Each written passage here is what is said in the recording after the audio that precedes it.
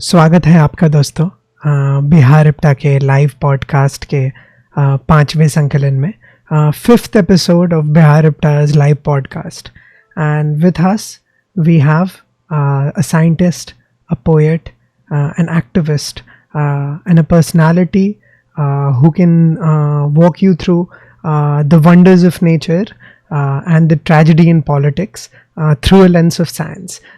Welcoming Sir Gohar Raza. Welcome to the show, sir. Thank you very much. बहुत स्वागत है sir आपका। और आज जो हम लोगों की बातचीत होगी, हम लोग विज्ञान को तो समझने की कोशिश करेंगे, लेकिन विज्ञान के साथ कला और विज्ञान की जो कला है और जो कला का विज्ञान है, हम लोग उन सभी चीज़ों पे बातचीत करने की कोशिश करेंगे और उन सभी चीज़ों को समझने की कोशिश करेंगे।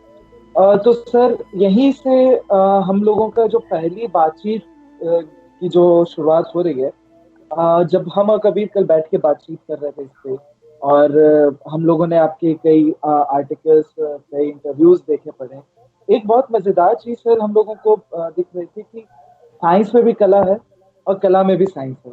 हर चीज़ की एक जर्नी होती है। वैसे ही सर कहानियों की भी एक जर्नी होती है। हिंदुस्तान में राजा मनु की कहानी जाकर बेबीलोन में नोआज आर्क बन जाती है और इस तरह से अलग अलग कहानियां अलग अलग जर्नी करती हैं और सबका कोई पॉलिटिकल बैकग्राउंड होता है, पॉलिटिकल वजह होती है, सोशल वजह होती है।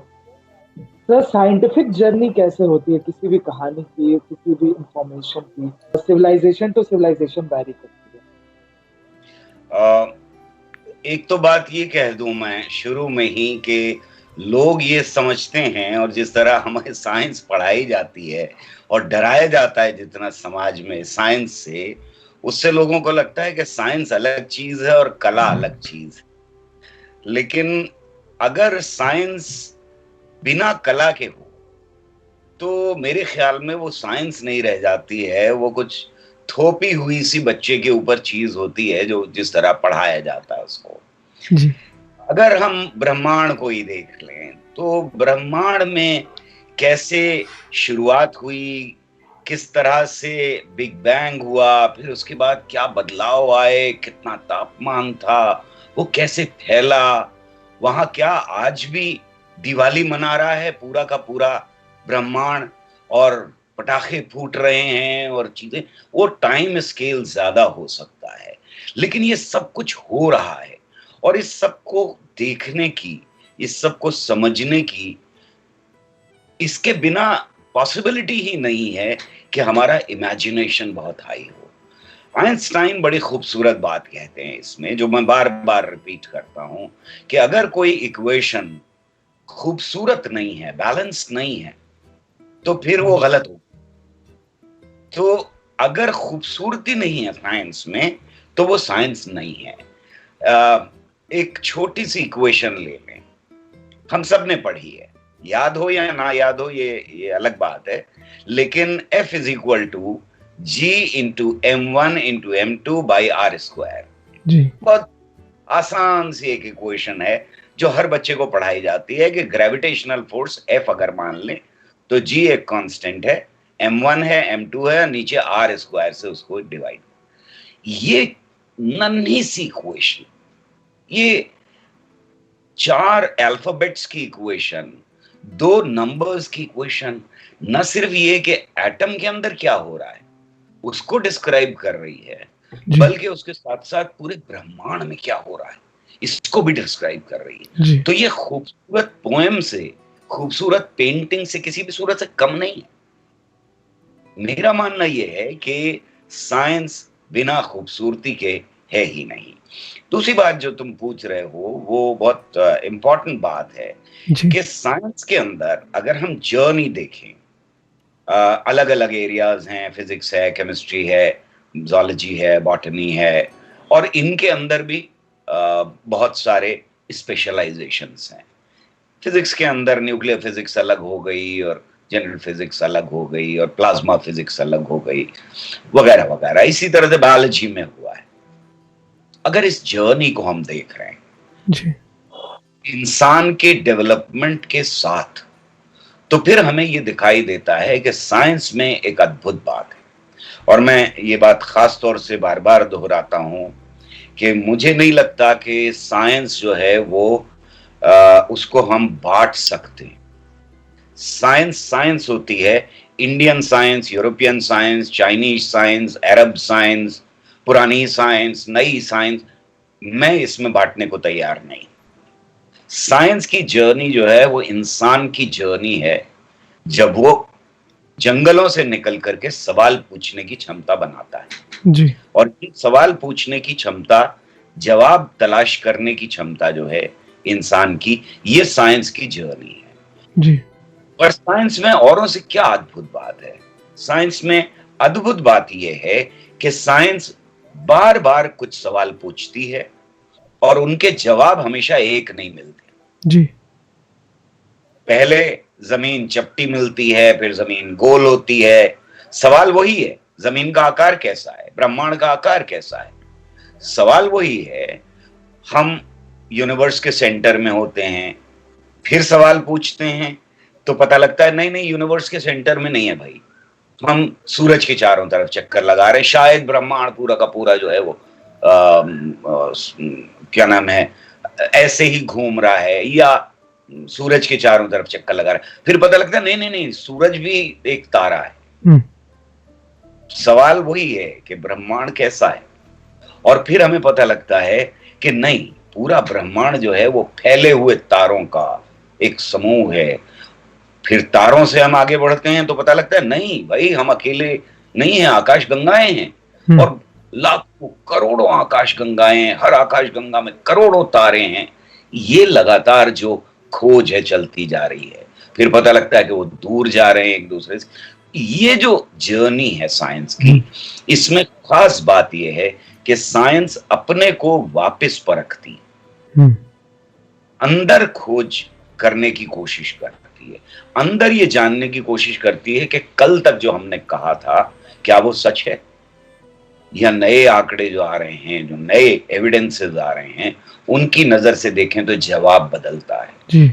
जो और तरीके थे सारे इस रियलिटी को देखने के, जिनमें सारे मजाहिब आते हैं, वो अलग अलग जवाब तो दे रहे हैं, लेकिन उनके जवाब फ्रोजन है। कोई कह रहा है कि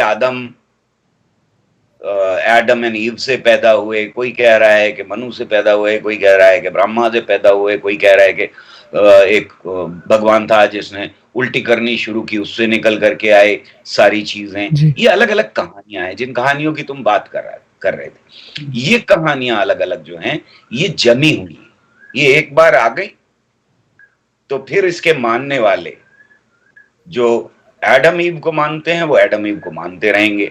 वो ये नहीं देखेंगे इंटरनली कि क्या नए आंकड़े बता रहे हैं कि नहीं भाई, जो पहले कहा था वो गलत था, नहीं था। तो और तरीकों में जो सच होता है वो हमेशा का सच होता है, साइंस में हमेशा का सच नहीं होता। साइंस में सच से जरूरी है सच की तलाश। सर, अभी जो आपने चीज़ें बोली, something intrigues us what you were saying. We've been following a lot of analogies you make about time, science and the importance of questioning. सवाल पूछना क्यों ज़रूरी है. Sir, last week we were celebrating Environment's Day and we've been hit by one natural disaster after the other. एक आपदा के बाद दूसरी आपदा. And if we compare the journey of human evolution, just because we've questioned and questioned right, even though we are a second in, अगर धरती एक दिन जी है तो इंसानी सभ्यता probably 1 minute, 1 second, you will correct me there, but अगर वो है तो सर, महात्मा गांधी said कि धरती पर हर इंसान की ज़रूरत पूरे करने की सक्षमता तो है, पर लालच को नहीं. Sir, so our question was, have we become so greedy in this race of evolution, evolution के इस होड़ में, कि we've asked all the questions, धरती के सारे रहस्यों का सवाल पूछ लिया हम लोगों ने, पर सही जवाब पर रखने की कोशिश नहीं की, या सवाल ही गलत पूछ लिया? मेरा मानना यह है कि सवाल कोई गलत नहीं होता, जवाब गलत हो सकता है। तो सवाल तो सारे ही पूछने चाहिए, लगातार पूछने चाहिए, बार बार पूछने चाहिए हमको। और कभी कभी जो मानवता ने किया है कुछ सवालों के साथ, जिनको मैं मेटा क्वेश्चन कहता हूं या जिनको सोफिक क्वेश्चन कहता हूं, ये बड़े सवाल हैं और ये बड़े सवाल बार बार पूछें तो इनके जवाब अलग अलग मिलें। जैसे मैंने कहा कि ये बड़े सवालों में यह है कि इंसान कहां से आया, या धरती के ऊपर जानवर क्यों हैं, हमें बाहर से जानवर क्या जीव हैं, हमारा कोई पड़ोसी है या नहीं है, किसी और ग्रह पर रहते हैं, किसी और कहीं और दूर बहुत ग्रह। ये बड़े सवाल हैं जिनको बार बार मानवता पूछ रही है। और इन सवालों के अलग अलग कुछ के जवाब मिले हैं, कुछ के हमारे पास जवाब नहीं। लेकिन जहां तक हमें अपनी समाज से जुड़े हुए सवालों का ताल्लुक है, जिनकी तरफ तुम इशारा कर रहे हो, तो मैं ये समझता हूं कि गांधी ने बिल्कुल सही बात कही है। और ये हर एक को मेरे ख्याल में दिल में उतर जाने वाली बात है कि हमारी जरूरत को पूरा कर सकती है धरती, हमारी लालच को पूरा नहीं कर सकती है।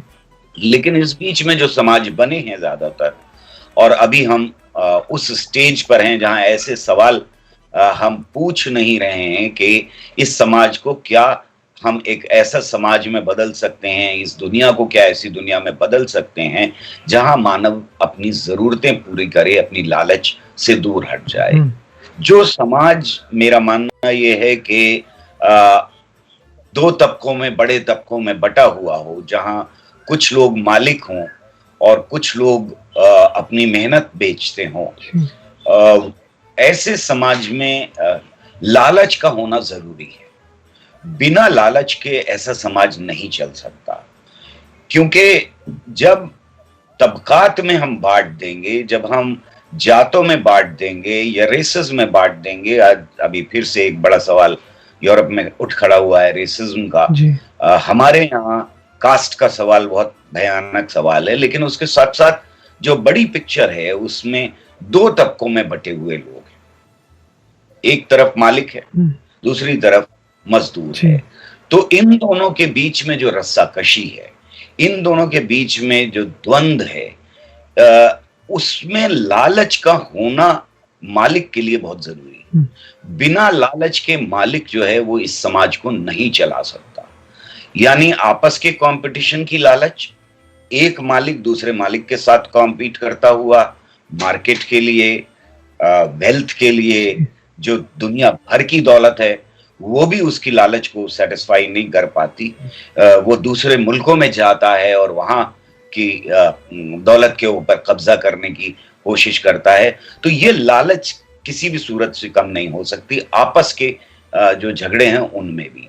और उसी के साथ जो कमजोर है, जो अपनी मेहनत बेच रहा है, जो मजदूर है, हमें अभी दिखाई दे रहा है कि जैसे ही मजदूरों की जरूरत लगा इन मालिकों को कि कोरोना के वक्त के ऊपर नहीं पड़ेगी, उन्होंने इनको दूध की मक्खी की तरह से निकाल करके फेंक दिया हमारे मुल्क में। तो इस तरह से उनके साथ ट्रीट किया है कि हमें तुम्हारी जरूरत नहीं है, तुम जाओ, दफान हो जाओ, हमारी नजरों के सामने से हट जाओ, हमारी शहरों से निकल जाओ, चाहे तुम्हारे पैर में छाले पड़े, चाहे तुम मर जाओ, हमसे कोई लेना देना नहीं है। हमारा आज प्रोडक्शन रुका है, हमें तुम्हारी जरूरत नहीं है। तुम इस पूरी दुनिया की इस धरती पे से अगर साफ भी कर दिए जाओ तो हमें कोई तुमसे लेना देना नहीं। ये जो लालच, ये भयानक है और मेरे ख्याल में ये हमको विनाश की तरफ भी ले जा सकती है। खतरा बहुत बड़ा है, पूरी मानवता के विनाश की तरफ हमको ले जा सकती है।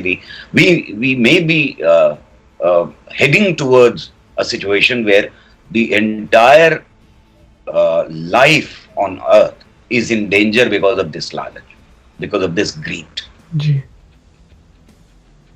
बिल्कुल सर। और ये आप जो पूरा क्लास का उदाहरण देते हुए बता रहे हैं, वर्ग का उदाहरण देते हुए, इस तरह से लोग लालची हो रहे हैं।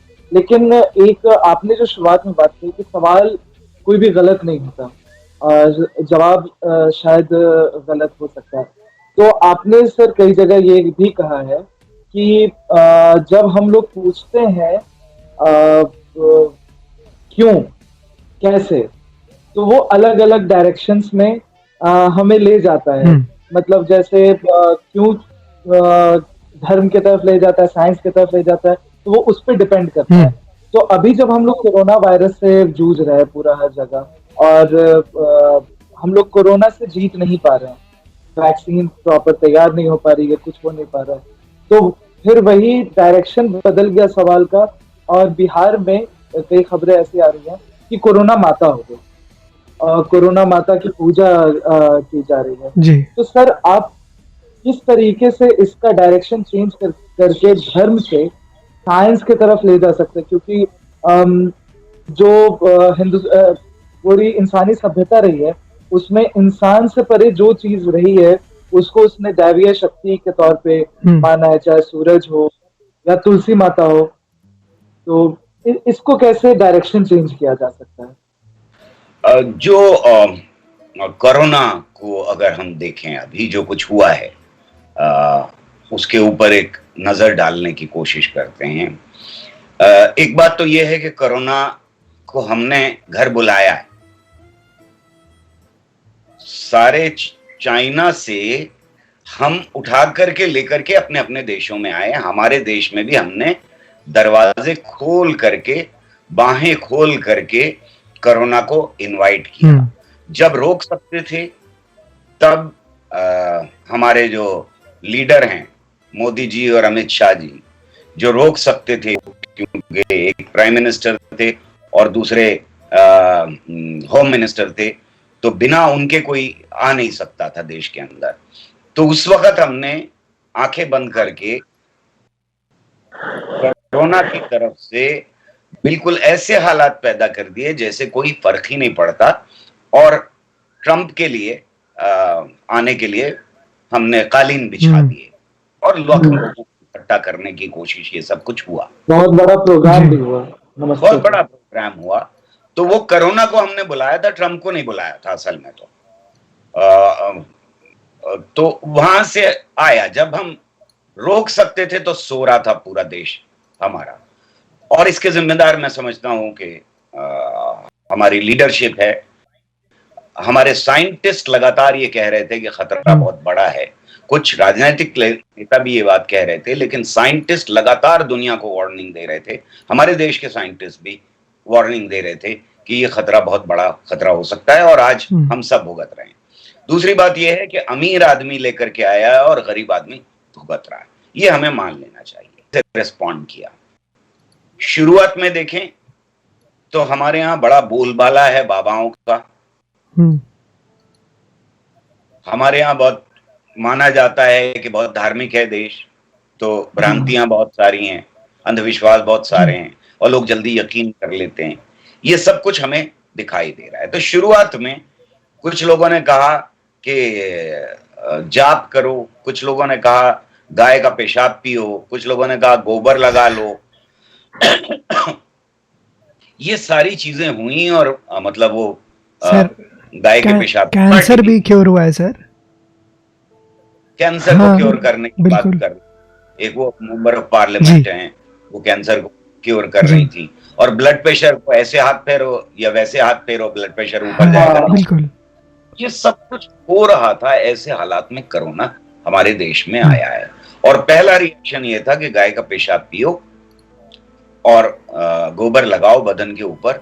ये एक बड़ा कैंपेन किया गया शुरुआत के दिनों में। लेकिन हाँ, एक आदमी की पार्टी हुई और एक आदमी की मौत हो गई, उस पर FIR भी हुआ। तो ये सब कुछ हो रहा है। लेकिन जनता ने किस तरह रिस्पॉन्ड किया, अवाम ने किस तरह से देखा, मजदूर, किसान और आम आदमी ने इसे कैसे देखा? आम आदमी ने ये बातें नहीं मानी। आम आदमी ने क्या माना? Social distancing. आम आदमी ने क्या माना? अपने चेहरे के ऊपर नकाब लगाओ। आम आदमी ने क्या माना? कि साइंटिस्ट कह रहे हैं बार बार हाथ धो साबुन से, वो किया। आम आदमी ने सैनिटाइजर का इस्तेमाल करना शुरू किया। मैं उस दौरान में खाना बांटने के लिए हम लोग प्रोविजन बांटने के लिए लगातार निकल रहे थे। तो जैसे ही सब्जी वालों का और फल वालों का को इजाजत मिली कि वो सड़कों पर बेचने के लिए निकल आए, तो वहां पर मैंने एक से पूछा कि तुम थोड़ा ध्यान रख रहे हो, तुम्हारे पास लोग आ रहे हैं तो कैसे अपना प्रोटेक्शन करोगे? तो उसने फौरन नीचे से ऐसे करके नीचे से निकाल के मुझे सैनिटाइजर की बोतल दिखाई। सैनिटाइजर हमारे कल्चर का हिस्सा नहीं है, बिल्कुल। मास्क लगाना हमारे कल्चर का हिस्सा नहीं है, सोशल डिस्टेंसिंग तो हमारे यहाँ कोई सोच भी नहीं सकता कि प्रैक्टिस की जा सकती है। सब एक दूसरे के सर पे चढ़ करके दुकान से भी लेते हैं चीजें, या जहां कोई चीज की जरूरत होती है हम गले मिलने में यकीन करते हैं, पर लोगों ने सोशल डिस्टेंसिंग की। ये साइंटिफिक मेथडोलॉजी जो बताई जा रही थी साइंटिस्ट के द्वारा, वो ज्यादातर लोगों ने उसको प्रैक्टिस करने की कोशिश की। कहीं नहीं कर पाए, सोशल कंडीशन की वजह से, इकोनॉमिक कंडीशन की वजह से, वो अलग बात है। लेकिन किसी ने ये नहीं किया कि सब्जी वाले ने मुझे गौ मूत्र निकाल के दिखा दिया होता कि साहब मैं तो इससे हाथ धो रहा हूं, ये नहीं किया उसने। कहीं देश के अंदर ऐसा एविडेंस हमें नहीं दिखाई देता कि लार्ज लेवल के ऊपर प्रैक्टिस किया हो। कहां खो गए बाबा ये सारे? इन सारे बाबाओं को आपने सुना भी नहीं होगा नाम इस बीच में। 4 महीने में ये सारे बाबा चुप्पी साध के बैठे हुए हैं। अरे भाई, इतना ही तुम्हें ज्ञान था और इतना ही ज्ञान है तुमको जो तुम बता रहे हो, तो जाओ ना लोगों के बीच में, बांटो ना ये सारी चीजें। कहां है वो बाबा जी। जो कह रहे थे कि मैं लौकी का जूस पिला के सब कुछ ठीक कर सकता हूं? गली गली नुक्कड़ नुक्कड़ पे लौकी का जूस पिला रहे थे। आ जाए ना आगे जी। आज कहें कि साहब सैनिटाइजेशन की जरूरत नहीं है, आप बिल्कुल कुछ मत कीजिए, आप मेरा ये जूस है ये पी लीजिए। मेरा खतरा जो है, मुझे जो बहुत बड़ा खतरा है इस बीच में, वो ये है कि जैसे ही कोरोना कम होना शुरू होगा और हेल्पलेसनेस की सिचुएशन लोगों में बढ़ेगी, वैसे ही ये सारे, मैं इन्हें फैक्ट्रीज ऑफ, ये बाबाओं के मठ जो हैं, मैं इन्हें फैक्ट्री ऑफ अंधविश्वास कहता हूं। मिथ्स एंड सुपरस्टिशंस के ये प्रोडक्ट बना बना के बेचते हैं। तो ये जो लोग हैं ये वापस बहुत भयानक तरीके से वापस लौट के आएंगे, क्योंकि इस बीच में इनको अपनी दुकानें बंद होती हुई दिखाई दे रही हैं। कोई कह रहा है सूरह यासीन पढ़ लो, कोई कह रहा है कि नमाजें और पढ़ लो। हम बताते हैं कौन सी नमाजें नफिल पढ़नी है तुम्हें, हम बताते हैं कब पढ़नी है तुम्हें, हम बताते हैं कौन सा जाप करना है, हम बताते हैं कौन सा हवन करना है। ये अभी खामोश हैं क्योंकि जनता ने पूरी तरह से रिजेक्ट कर दिया है। बहुत छोटे लेवल पर हमें ये खबरें दिखाई दे रही हैं, बहुत जगह जगह दिखाई दे रही हैं कि कहीं कोरोना माता बन गई हैं, उनके लड्डू बांटो, ये करो वो करो, वो चल रहा है। कहीं पर कोई माता पुरानी थी, वहां जाके दिए जलाओ, वो चल रहा है।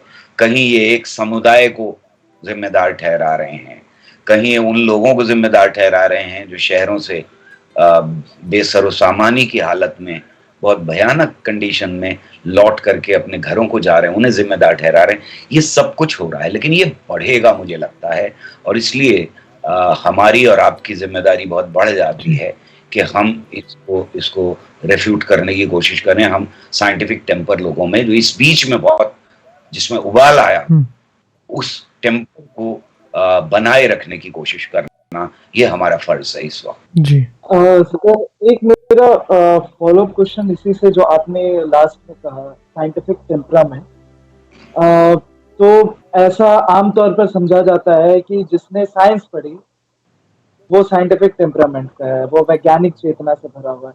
तो उस हिसाब से सर, हमारे देश में तो इतने सारे इंजीनियर्स हैं, इतने सारे डॉक्टर्स हैं, एक भारी संख्या में, तो सर ये साइंटिफिक टेम्परामेंट कहाँ गायब हो जाता है?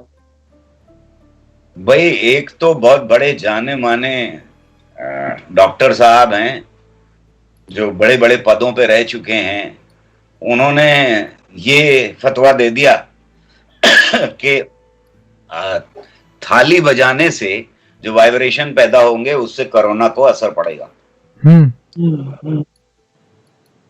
और उनका ऑफिशियल वेबसाइट पे उनका स्टेटमेंट डाल दिया गया। जब हंगामा हुआ तो वो स्टेटमेंट हटाया गया। बहरहाल साइंटिफिक टेम्पर को समझने के लिए हमें हमेशा नेहरू के पास जाना चाहिए, जिन्होंने देश के अंदर साइंटिफिक टेम्पर की सबसे पहले बात शुरू की है। और उनको देखें अगर, तो उनकी एक बहुत खूबसूरत कोटेशन है। साइंटिफिक टेम्पर के बारे में कह रहे हैं, it is the scientific approach, the adventurous and yet critical temper of science, the search for truth and new knowledge, the refusal to accept anything without testing and trial, the capacity to change previous conclusions in the face of new evidence, the reliance on observed fact and not on preconceived theory, the hard discipline of mind. All this is necessary not merely for the application of science, but for life itself and the solution of its many problems. अंग्रेजी जबान की खूबसूरती को अगर हम छोड़ दें, जो नेहरू के यहाँ बहुत ज्यादा मिलती है जी, तब भी वो क्या बात कह रहे हैं? वो ये कह रहे हैं कि ये पुराने मान्यताओं को छोड़ना अगर नया डाटा आ रहा है, ये है हिम्मत नई खोज करने की, ये है अपनी पुरानी मान्यताओं को छोड़ने की हिम्मत जुटाना, ये है डिसिप्लिन ऑफ माइंड, यानी हम साइंटिफिक मेथड का इस्तेमाल करें, ये है सच की तलाश जी। नेहरू एक और जगह कहते हैं कि साइंटिफिक टेम्पर है साइंटिफिक मेथड को लेबोरेटरी की चार दीवारी के बाहर अप्लाई करना। लेबोरेटरी के अंदर तो होती है, लेकिन जिंदगी में उसे अप्लाई करना, ये है साइंटिफिक टेम्पर। और एक जगह वो एक बहुत खूबसूरत बात और कहते हैं कि ये आजाद मनुष्य का टेम्पर है। Scientific temper is temper of a free man, जो सोचने में आजाद हो, जो साइंटिफिक मेथड अप्लाई करने में आजाद हो, जो नई खोज करने में आजाद हो, और जो कंक्लूजन्स अगर उसकी मान्यताओं के खिलाफ भी जा रहे हैं तो वो आजादी से उनको मानने की ताकत हिम्मत रखता हो जी। मैं ये समझता हूं कि साइंटिस्ट दो तरह की जिंदगी जीते हैं ज्यादातर, एक लेबोरेटरी के अंदर और एक लेबोरेटरी के बाहर। जैसे डॉक्टर वो अपना पहनते हैं ना सफेद कोट की तरह से जी, और जब वो घर जा रहे होते हैं तो वो कोट उतार के रख देते हैं। अपने हॉस्पिटल में निकलते हुए फिर वो चाबी से अपनी गाड़ी चलाते हैं या पैदल घर की तरफ जाते हैं। बिल्कुल ये ज्यादातर साइंटिस्ट करते हैं कि जब तक वो लेबोरेटरी के अंदर हैं, उन्होंने वो चोगा पहन रखा है, उन्होंने वो कोट पहन रखा है साइंस का। जैसे ही वो लेबोरेटरी के बाहर निकले, उन्होंने कोट उतार के रख दिया। अब साइंस नहीं करनी, अब हमारी सारी पुरानी मान्यताएं चलनी है। अब हमें सिर्फ भ्रांतियां जो हैं हमारे अंदर, जो अंधविश्वास है हमारे अंदर, वो सब कुछ लौट करके आ गया और घर में वही सब कुछ हो रहा है। मेरा मानना यह है कि तुम सही कह रहे हो कि बहुत सारे साइंटिस्ट ऐसे हैं जो साइंटिफिक टेम्पर नहीं रखते हैं। साइंस पढ़ना, साइंस को जानना, साइंस में रिसर्च करना, साइंस में नौकरी करना, ये साइंटिफिक टेम्पर नहीं लाता है। साइंटिफिक टेम्पर वही है कि आजाद हो आप अपनी मान्यताओं से, अपनी भ्रांतियों से, अपने अंधविश्वासों से। नहीं बना होता लेकिन खैर, और जैसा कबीर ने पहले ही बताया पॉडकास्ट के शुरुआत में कि सर एक वैज्ञानिक के साथ साथ एक सोशल एक्टिविस्ट भी हैं और साथ एक शायर भी हैं, नज्मकार भी हैं। तो अब हम लोग थोड़ा सा उस तरफ चलते हैं और सर के दूसरे पहलू हैं उसको। जी बिल्कुल सर, तो एक क्वेश्चन था हमारा and we wanted to tie into what you were talking about right now, that there are a lot of people who are professionally inclined to be someone who should see sense in science. but in their personal life they choose to detach from that. पर हमारा एक सवाल था sir, कुछ ऐसे भी लोग हैं जिनका प्रोफेशन जैसे कवि, रंगकर्मी बिल्कुल साइंस से जुड़ा नहीं है, पर साइंटिफिक टेम्परामेंट के फ्रंट रनर्स, फोर बेरर्स हमेशा रहे। सर, तो एक कविता कैसे पढ़ते हैं? Why was poems read? इन चीज़ों पर बहुत सारा we find material on the what, and you say कि सिर्फ वॉट ही मत पूछो, क्यों भी पूछो। सर, तो एक तो साइंटिफिक लेंस से कविता की जो एक प्रचलन शैली है over the period of history, how has it evolved scientifically, what were the reasons, socio-economical, political, that's something that's really intrigued us and we wanted to know your thoughts, sir. कविता के दो major role हैं जो समाज में रहे, जिसकी वजह से मुझे लगता है कि कविता का जन्म हुआ। तो मेजर रोल ये है समाज के अंदर कि वो लोगों को, अवाम को की जो फाइनर नीड्स हैं, जिनको हम कहते हैं कि अगर मैं उसको रखना चाहूं कि इंसान का क्रिएटिव होने की और क्रिएशन को सुनने की अपनी एक अंदर से नीड है, ये जरूरत है इंसान की। तो इस जरूरत को पूरा करती है अच्छी कविता। और मतलब मैं जानता हूं कि अच्छी कविता भी होती है और बुरी कविता भी होती है, लेकिन हम अच्छी कविताओं के बारे में बात कर रहे हैं, राइट? तो जो अच्छी कविता है ये एक सामाजिक नीड और इंडिविजुअल नीड पूरी करती है इंसान के क्रिएटिव होने की। मेरा मानना यह है कि कविता इंसान को, अच्छी कविता इंसान को एक सोच के धरातल पर ऊपर उठा देती। जिस वक्त आप पढ़ रहे हैं उसे, या जिस वक्त आप सुन रहे हैं, तो वो एक ऐसे रेल्म में ले जाती है, एक ऐसी जगह आपको ले जाती है जहां आप खूबसूरत महसूस करते हैं, या अगर गुस्से वाली कविता है तो गुस्सा महसूस करते हैं, या अगर प्यार भरी कविता है तो आप प्यार महसूस करते हैं, और आपको वो काट देती है अपनी उस रियलिटी से जिसमें उस वक्त आप मौजूद हैं। ये जिसको एलियनेशन के नाम से जाना जाता है, एलिनेट करती है एक लेवल के ऊपर कविता, और आपको सोचने पर, कुछ और अपने माहौल से काट के वो सोचने पर मजबूर करती है। और ये सारी धार्मिक किताबों में अगर हम देखें तो शुरुआत की ज्यादातर धार्मिक किताबें जो हैं वो कविता में ही हैं, बहुत सारी ऐसी हैं। उसकी वजह भी यही है। दूसरी बड़ी जरूरत जो पूरी करती है वो ये है कि कविता या अच्छी कहानी या अच्छी पेंटिंग या अच्छा गाना, म्यूजिक का पीस या फिल्म, ये सब क्रिएटिव चीजों को अगर हम ले लें तो वो प्रोटेस्ट होती है। इंसान की एक अपनी जरूरत है लगातार जिंदगी से जूझते हुए प्रोटेस्ट करते रहना। अगर मैं इश्किया शायरी को भी लूं, यानी प्रेम की कविताओं को भी लूं, तो वो भी मैं समझता हूं कि वो प्रोटेस्ट होती हैं। प्रोटेस्ट होती हैं समाज के खिलाफ, जिन हालात में आप जिंदा हैं उनके खिलाफ। आप अपने महबूब को अपने करीब देखना चाहते हैं और महबूब आपके पास नहीं है, तो मतलब मैं नहीं करता इश्किया शायरी, लेकिन उसके बावजूद इश्किया शायरी को भी मैं प्रोटेस्ट पोएट्री में भी डालता हूँ। समझता हूँ ये बहस जो थी कि poetry for the sake of poetry and poetry for the sake of change, ये बेकार की बहस थी। सारी पोएट्री जो है वो प्रोटेस्ट पोएट्री होती है, वो इंडिविजुअल लेवल पे चेंज की बात करे या बड़े सामाजिक लेवल पे बात करे, ये दोनों अलग अलग हैं। लेकिन अब अगर हम पोएट्री को देखने की कोशिश करें और उसके सफर को देखने की कोशिश करें, तो जैसे जैसे समाज में बदलाव आते हैं, अच्छी कविता हमेशा उस बदलाव की अगुवाई करती जी।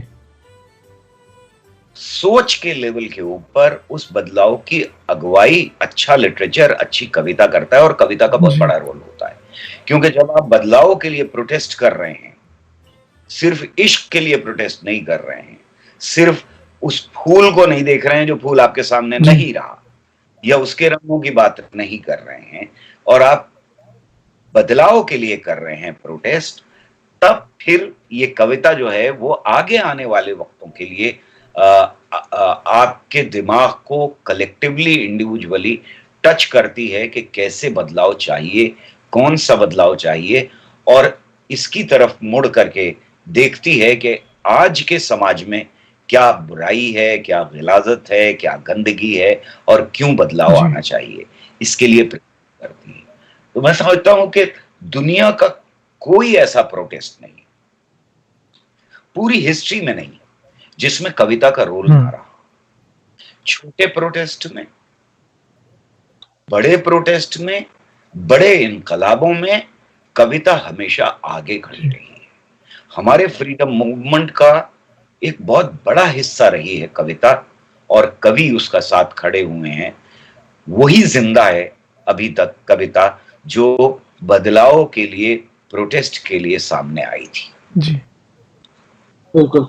और सर, आप जो कह रहे हैं कि इश्क की नज़में भी प्रोटेस्ट की नज़में हैं, तो एक ऐसे नज़्म का शायर के बारे में रेफरेंस लेते हुए हम लोग बात आगे बढ़ाएंगे, जो लिखते हैं, मुझसे पहले सी मोहब्बत मेरे महबूब ना मान, और जब कम्युनिस्ट मैनिफेस्टो पढ़ते हैं और मुल्क के हालात पे नजर डालते हैं, तो फिर कहते हैं दुख और भी है जमाने में मोहब्बत के सिवा, राहतें और भी है वसल की राहत के सिवा। और जब उनकी नज्म पे ये फिर कहा जाता है कि कॉम्युनल है, जबकि वो कहीं से भी कॉम्युनल नहीं होती हैं, और उसके बाद जब उस पे कोई सवाल उठाने लगता है, जब वो काउंटर क्वेश्चन करता है कि आप इसमें मतलब बता दीजिए क्या कॉम्युनल है, तो फिर कहा जाता है कि राष्ट्र हित में ये सब हो रहा है।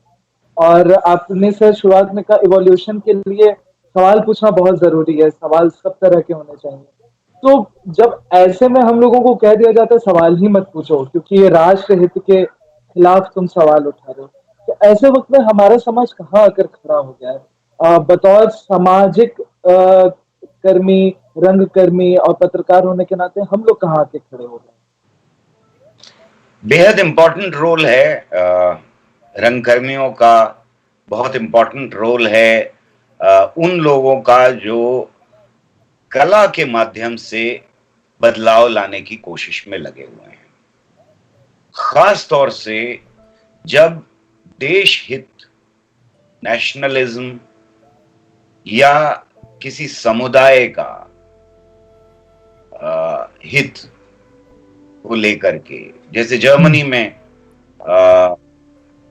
जो ज्यूस थे उनके खिलाफ, उनको खतरा बता करके सवाल रोकने की कोशिश की गई, जैसे पाकिस्तान में इस्लाम खतरे में बार बार आता रहा, जैसे हिंदुस्तान में आज हिंदुइज्म खतरे में आता रहा।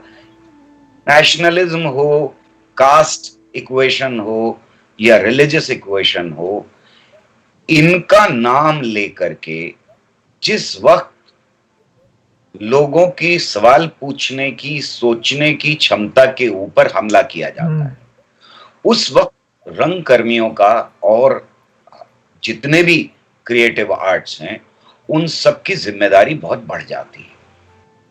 इसलिए कि हो सकता है कि जो लोगों के दिमाग में सवाल हैं, जो लोग पूछना चाहते हैं, वो मीडिया कंट्रोल हो गया, वो नहीं पूछ पाए, लोग मीटिंग्स ना कर पाए, बार बार आर्टिकल लिखने के ऊपर या व्हाट्सएप करने के ऊपर लोगों को जेल में डाला जा रहा है। तो जब खौफ का माहौल पैदा किया जाता है, और वो भी बनाम नेशनलिज्म, देश प्रेम, देश हित, हिंदू हित, मुस्लिम हित, इस्लाम हित वगैरह वगैरह, या ब्राह्मण हित, ये इस तरह की जो चीजें करके किया जाता है, तब वो सवाल पूछने की क्षमता को सिर्फ हमारा क्रिएटिव आर्टिस्ट ही रीइंफोर्स कर सकता है, अपने पैरों पे खड़ा कर सकता है।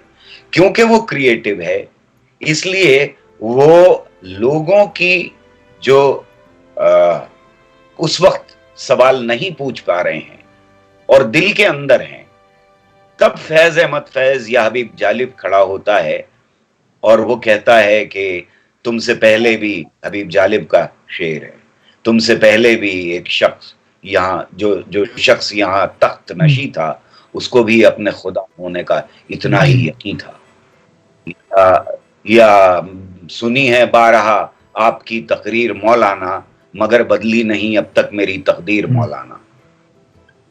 ये सवाल आर्टिस्ट ही उठा सकता है ऐसे माहौल के अंदर, इसलिए आर्टिस्ट की जिम्मेदारी बढ़ जाती है। जब फैज ये कहते हैं कि तुम आए हो न शबे इंतजार गुजरी है, तलाश में है सहर बार बार गुजरी है, तो जनता उस वक्त समझ रही है कि फैज क्या बात कह रहे हैं। जनता के दिल में जो बात है वो फैज एक्सप्रेस कर रहे हैं। या ये दाग दाग हो जाला ये शब गुज़िदा सहर, वो इंतजार था जिसका ये वो सहर तो नहीं, ये वो सहर तो नहीं जिसकी आरज़ू लेकर चले थे यार के मिल जाएगी कहीं ना कहीं। ये क्रिएटिव आर्टिस्ट ही कर सकता है, ये एक कार्टूनिस्ट कर सकता है, एक पेंटर कर सकता है, एक पोएट्री लिखने वाला कर सकता है, ये एक कहानी लिखने वाला कर सकता है। ऐसे मौकों के ऊपर इप्टा हो, जन्नाट्य मंच हो, या और बहुत सारे ग्रुप्स हैं देश के अंदर फैले हुए हैं, उनकी जिम्मेदारी भी बहुत बढ़ जाती है सवाल उठाने की क्रिएटिव तरीके से, और लोगों के दिल के अंदर गुस्सा जो भरा हुआ है उसको एम्प्लीफाई करने की, उसको एक रंग देने की, उसको एक रूप देने की भी बहुत बड़ी जिम्मेदारी आ पड़ती है हमारे क्रिएटिव लोगों के ऊपर। एक छोटा सा प्रोटेस्ट, नन्हा सा प्रोटेस्ट अभी थोड़े दिन पहले हुआ है, उसका शायद आपने देखा हो।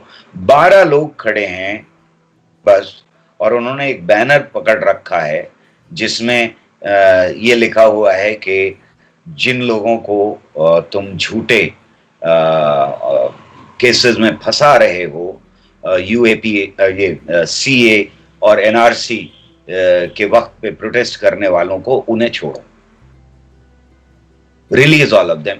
ये एक 30 सेकंड का वीडियो है, ये सडनली वायरल हो जाता है, बहुत क्रिएटिव तरीके से उसको मीडियम को इस्तेमाल किया गया है। इसी तरह से एक पोएम अगर इप्टा इस्तेमाल कर रही है, अगर एक लेख इस्तेमाल कर रही है, उसकी रीडिंग कर रही है, या पूरा नाटक कर रहे हैं, ये जिम्मेदारी भी है और ये जरूरत भी है समाज की। जी सर, एक क्वेश्चन था जो आपने बोला, and this is very important, a question, a dialogue we wanted to have with our audience, कि सर जब किसी भी बात को एक आर्ट फॉर्म के थ्रू कहा जाता है, it kind of transcends the medium, अपने माध्यम से थोड़ा बढ़कर एक अलग बात कहता है। और आपने एक बहुत ज़रूरी बात कही कि बहुत बार बहुत सी ऐसी बातें जो कहीं भी नहीं जाती हैं, वो जनता अपनी बात उसमें ढूंढ लेती है। अब एक मॉडर्न समय में सर, जहाँ पर ऐसे रंगकर्मी भी हैं, ऐसे आर्टिस्ट भी हैं जो अपने आर्ट फॉर्म के थ्रू ऐसी बातें भी करते हैं जिसमें लोग अपना पॉजिटिव बायस ढूंढते हैं, है ना? ये भी तो मेरी बन की बात है ना? जब artist start supporting a certain thought group और उसके पीछे एक पूरा एक कर दो भार कि भाई अगर ये मेरी सोच है तो सारे लोग मुझे अब फॉलो करने वाले हैं। तो उस सिचुएशन में sir, how do we look into ourselves and sir कैसे हम लोग उस चीज़ से निकलें कि अगर हर चीज़ अगर कला के माध्यम से भी बोली जा रही है तो उससे सिर्फ ये नहीं पूछे कि भाई ये क्या हो रहा है, ये भी पूछने की ज़रूरत है कि ये क्यों हो रहा है। सर सही कह रहे हो, बिल्कुल। ये डगर जो है ये थोड़ी सी मुश्किल डगर होती है हमेशा, जो किसी भी आर्टिस्ट को या आर्ट से जुड़े हुए ग्रुप को भी चलने में मुश्किल होती है हमेशा, ये डिसाइड करना मुश्किल होता है। लेकिन अगर हम हिस्ट्री को देखें उठा करके, तो एक कलाकार या एक कलाकारों का समूह हमेशा सत्ता के खिलाफ होता है। नेचुरली हो सकता है कि लालच में आकर के सत्ता के साथ कभी कभी खड़ा हो जाए जी, और हमें ऐसे बहुत सारे आर्टिस्ट दिखाई देते हैं जो सत्ता के साथ खड़े हो जाते हैं, और अगर बदनाम होंगे तो क्या नाम ना हाँ होगा। जी ये भी एक बहुत स्ट्रॉन्ग इम्पिटस होता है कभी कभी कुछ करने के लिए।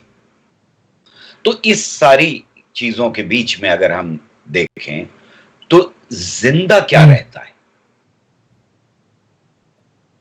डाली के अलावा जर्मनी में जो लोग फैशिज्म के साथ खड़े हुए, उसमें डाली के अलावा मुझे आज तक फैशिज्म की हिस्ट्री में कोई ऐसा बड़ा नाम नहीं दिखाई देता जो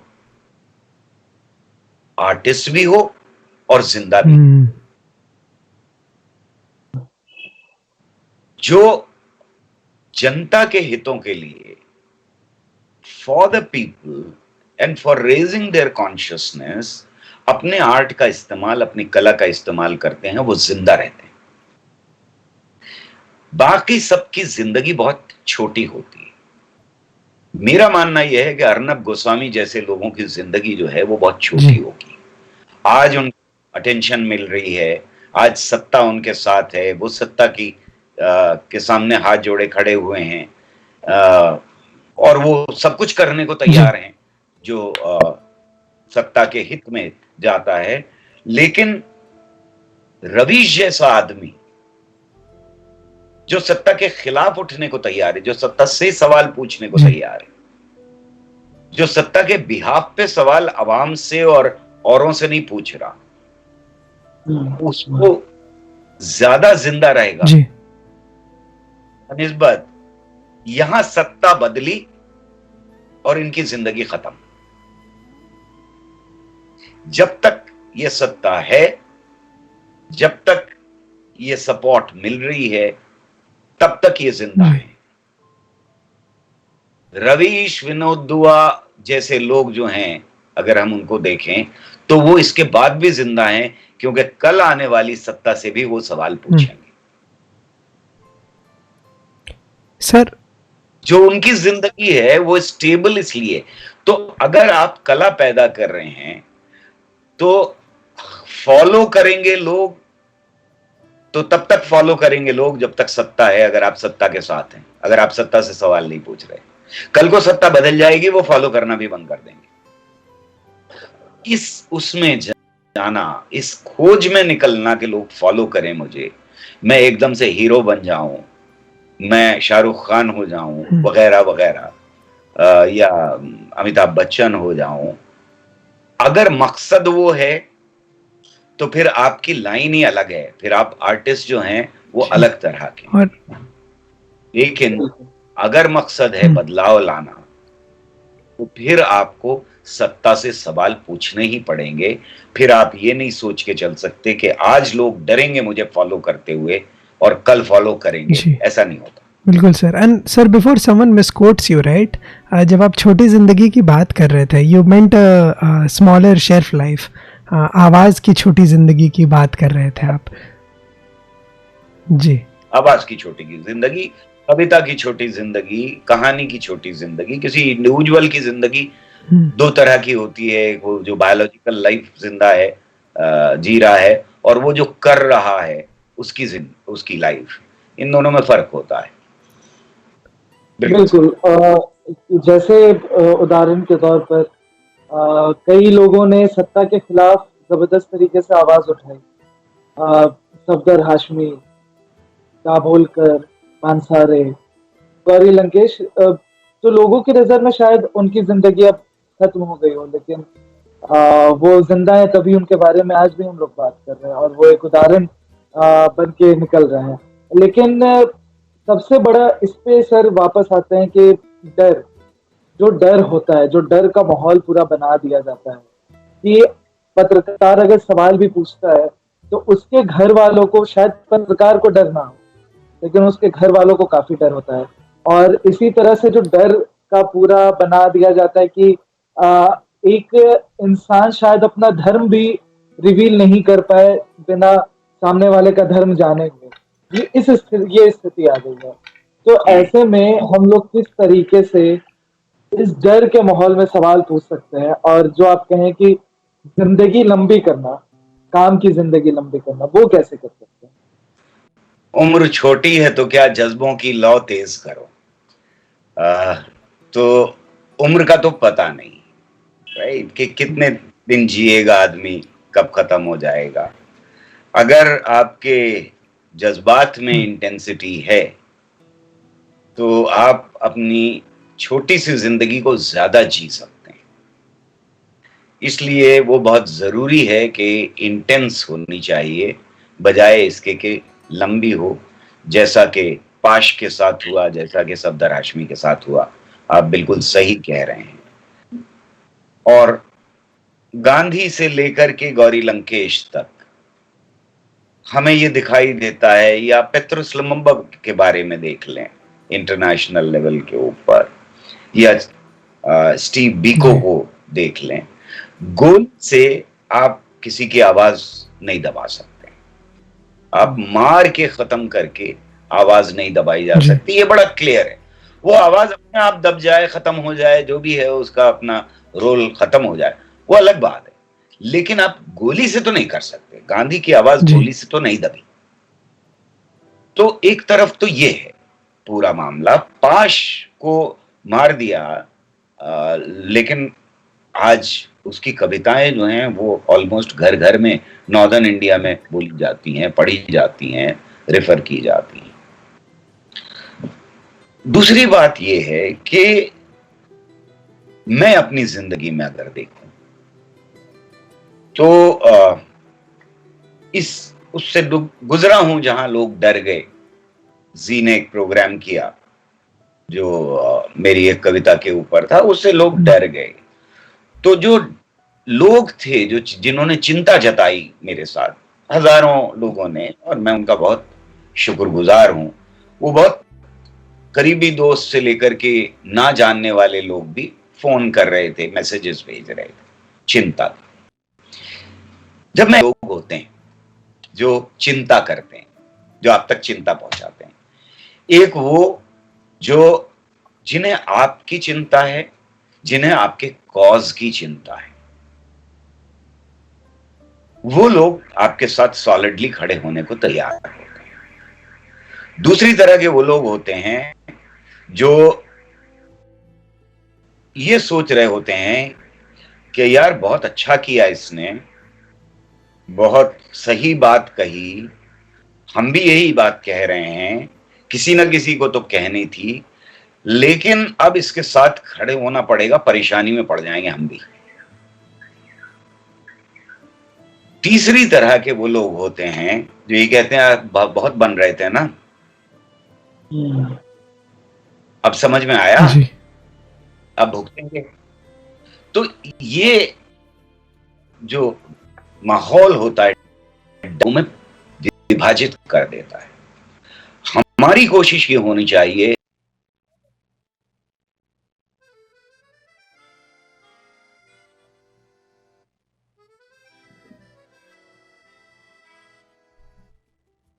से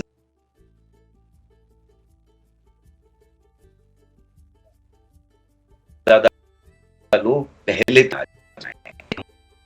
पाश ने के संदर्भ में समझनी जरूरी। वो ये है कि जब की जिंदगी छोटी है और मालूम है आपके, ये आपके हाथ में नहीं है कि कब तक आप जिंदा हैं। जैसे नेचुरल डेथ हो सकती है, या एक्सीडेंट हो सकता है, या सत्ता में बैठे लोग आपकी आवाज बंद करने के लिए आपको जेल में डालने से लेकर के मारने तक कर सकते हैं। इन तीनों प्रोसेसेस में, चाहे वो नेचुरल डेथ हो, चाहे वो एक्सीडेंटल डेथ हो, या चाहे सत्ता में बैठे लोगों की तरफ से आपके ऊपर हमला हो, इन तीनों में आपका कोई रोल नहीं है। ज्यादातर लोग ये समझते हैं कि मैं चुप हो जाऊं, मैं बैठ जाऊं तो मैं बच जाऊंगा, लेकिन जो कविता है जर्मन कि जब मैं मेरे ऊपर हमला आया तो कोई मेरे साथ खड़ा होने को तैयार नहीं था। ऐसी सिचुएशन में पहुंचने से पहले बोलना बहुत जरूरी है, क्योंकि आपके ऊपर जो हमला आने जा रहा है उसमें चाहे वो नेचर की तरफ से हो, चाहे वो एक्सीडेंटल डेथ हो, चाहे वो आपको पकड़ के बदला, तो फिर काहे का डर? फिर तो सवाल पूछना ही चाहिए भाई। जब आपके हाथ में ही नहीं है ये बात कि आपकी आवाज को कब बंद करने की कोशिश की जाएगी, तो अभी पूछ लो ना। इसको मैं कहता हूं जज्बों की लौ तेज करना। और ऐसे में आप लोगों को हिम्मत बंधाते हैं ये दिखा करके कि भाई ये भी किया जा सकता है, ये भी हो सकता है, एक कविता भी लिखी जा सकती है, एक कविता के माध्यम से भी सवाल पूछे जा सकते हैं, एक स्लोगन के माध्यम से भी सवाल पूछे जा सकते हैं, एक छोटा सा 2 लोगों का प्रोटेस्ट भी किया जा सकता है, जिससे और लोगों को हिम्मत मिलती है। ये बहुत जरूरी प्रोसेस होता है और इसकी जिम्मेदारी कुछ लोगों को बिना डर बिना खौफ के लेनी ही चाहिए। जी। और सर मैं ही समझता हूं कि हमें डेमोक्रेटिक प्रोसेसेस का इस्तेमाल पूरी तरह से करना चाहिए। अपने समाज के अंदर हिंसा के खिलाफ खड़ा होना चाहिए, हिंसा कैसी भी हो। हमको अपने डेमोक्रेटिक जो राइट्स हैं उनका अगर एहसास नहीं है तो हम फिर प्रोटेस्ट भी नहीं कर सकते, फिर हम बदलाव लाने की प्रक्रिया को भी बढ़ा नहीं सकते। तो जरूरी है आवाज उठाना लाजिम है जी। हर कर्ज चुकाना लाजिम है। सर एक आपने बहुत ज़रूरी बात कही कि पोएम भी प्रोटेस्ट का एक फॉर्म हो सकता है, और एक बड़ी इंटरेस्टिंग एनोलॉजी है। मैं और Aamir we are very fascinated by it. We were reading up कि when you see a plant of a rose, it's a poem in itself, right? You look at it from a distance, जब आप उसको दूर से देखते हो, so those are stanzas of a poem, rhyming and scheming with each other, right? Paragraph से जो एक दूसरे के साथ राइम कर रहे हैं, सिमिलीज हैं, अतिशयोक्ति है, अलंकार है, but when you pick those flowers out they are distinct like a poem. जब उनको तोड़ा जाए तो सर, जब हौसले की बात हुई है, आपने अभी कहा और कहा कि एक कविता भी एक जरिया बनेगा सर, तो अगर आप एक कोई नज्म आपके दिल के करीब हो इस समय के पास, घड़ी को भी ध्यान में रखते हुए, एक आखिरी ख्वाहिश थी हमसे कि अगर आप हमारे दर्शकों के लिए, इप्टा की जनता के लिए एक नज्म पेश कर सकें। जी। मुझे जो नज्म ज़हन में आ रही है उसकी कुछ लाइनें सुना देता हूँ। हो सकता है बहुत दिन से पढ़ी नहीं है तो इसलिए कुछ भूल सकता हूँ बीच में उसमें से, पर जितनी लाइनें याद आती हैं वो सुना देता हूँ आपको। साजिश।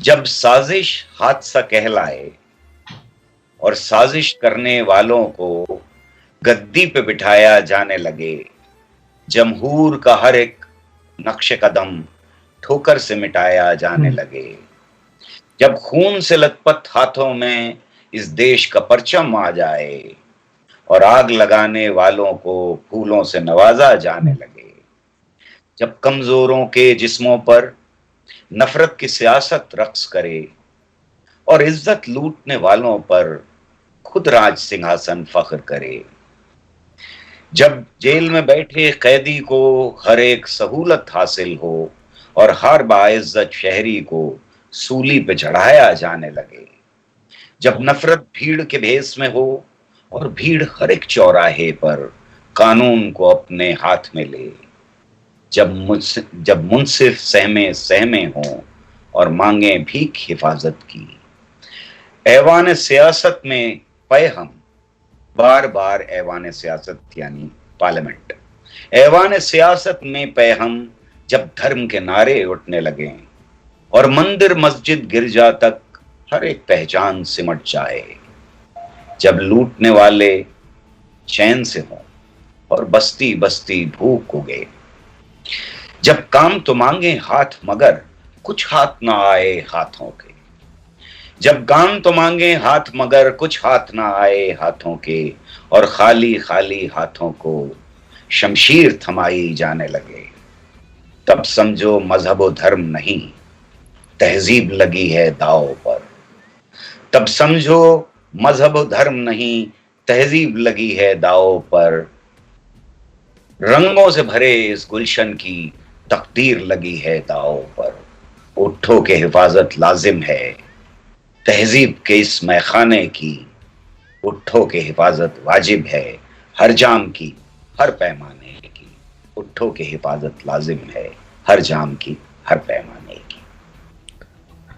बहुत बहुत शुक्रिया, बहुत बहुत शुक्रिया, बहुत खूबसूरत नज्म। जी। और जी कभी हाँ, शुक्रिया आमिर सर, बहुत बहुत शुक्रिया हमसे जुड़ने के लिए, ये नज़्म शेयर करने के लिए। Thanks a lot for opening your heart out to us sir, to all the audience who is listening to us. Sir, जाने के पहले आप हमारे दर्शकों से अगर कुछ बात करना चाहें, विदा लेना चाहें, तो ये मंच आपका है। सिर्फ इतना ही कहना चाहूंगा कि जब सब ये कहें खामोश रहो, तब समझो कहना लाजिम है मैं जिंदा हूं, सच जिंदा है, अल्फाज अभी तक जिंदा है। डर के माहौल में बोलने की जिम्मेदारी और बढ़ जाती है। तो अगर आपको आपके आसपास लोग डरे हुए दिखाई दे रहे हैं, अगर ये कह रहे हैं कि जरा सोच समझ के बोलो, तब आपकी आवाज को और ज्यादा बुलंद होना पड़ेगा। बहुत शुक्रिया मुझे इनवाइट करने के लिए। बिहार इप्टा का, आप दोनों का तहे दिल से शुक्रिया। बहुत बहुत शुक्रिया सर, बिहार इप्टा की पूरी टीम की तरफ से बहुत बहुत शुक्रिया। दर्शकों, आपसे फिर मुलाकात होगी अगले संकलन में, बिहार इप्टा के लाइव पॉडकास्ट रूबरू में।